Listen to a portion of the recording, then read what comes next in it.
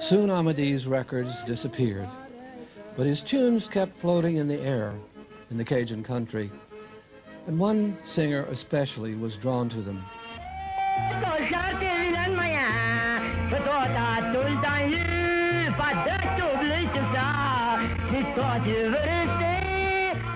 Iry Lejeune, disadvantaged as a kid, nearly blind, but with a great gift like Elvis Presley for black music. He swallowed Amadé whole, and the sound came out of him high and lonesome and blue.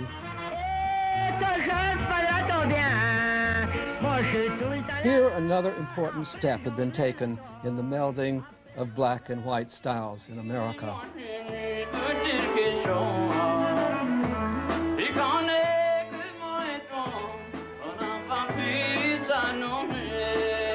A truly tragic note began to throb in the throats of Cajun singers, and it still shimmers like heat lightning in the air of prairie dance halls.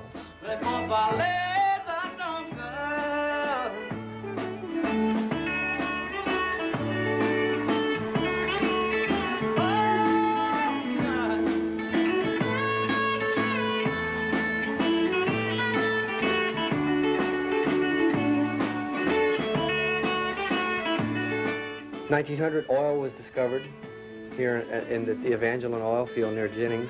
It brought in a flood of Anglo-Americans, too much to handle at once. I'm an old pipeline and lay my line all day.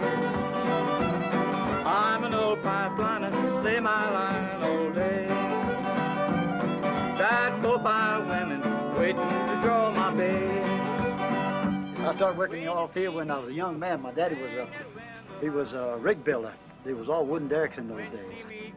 How did the oil change the country around here? I mean, the way of life. Did it change the way of life a lot? Yes, sir. They found out the oil and the waterways we had changed everybody's life. In other words, we had these big refineries come in. There was more money, more pay. Do you think the coming of oil and industry here has helped the Cajun culture? Oh my God, that's it. Hadn't it been for that, we'd be starving, look like they're doing in Mississippi right now.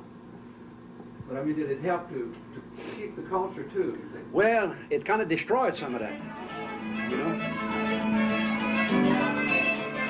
When agriculture was mechanized and the oil boom came, the good times rolled in every community, and Cajun music blasted out of all the jukeboxes. There was support for Cajun culture.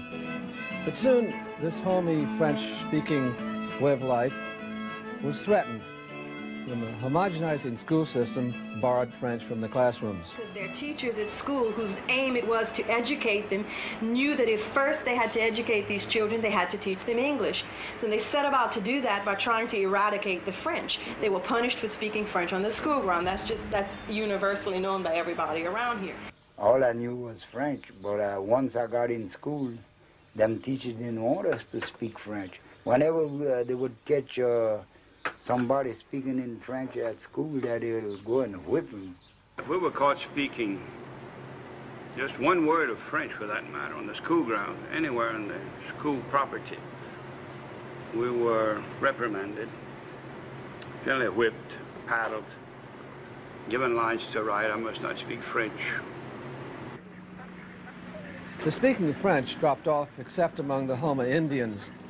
In their swamp hideaway at the mouth of the Atchafalaya, they clung to their shrimping grounds and to the language that had given them status for almost 2 centuries. Le français qu'on se parle, c'est différent de France, c'est du français de l'autre bord. Les Français parlent pas pareil comme ici. Ça dure à se comprendre eux-mêmes. Les autres Français, ils comprennent bien les autres que s'ils comprennent eux-mêmes. Once you've taken the Cajun language, you've taken the Cajun culture away from me, away from my grandchildren, then who are they? They're an American plastic card with a number on it.